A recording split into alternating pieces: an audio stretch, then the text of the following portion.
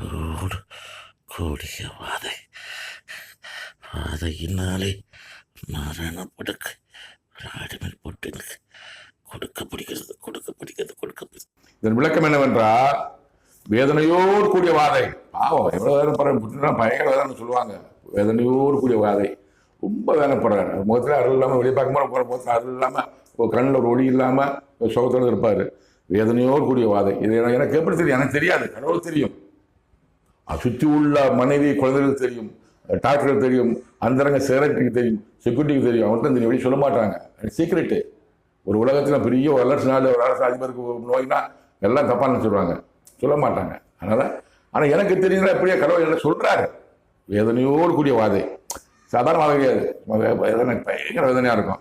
வாதையினாலே மரணப்படுக்கை, அந்த வாதையில் மரணப்படுக்க விளையாடி போட்டு கொடுக்கப்படுகிறது, விரைவு கொடுக்கப்படும், விரைவு நிச்சயமாக கொடுக்கப்படும். போட்டு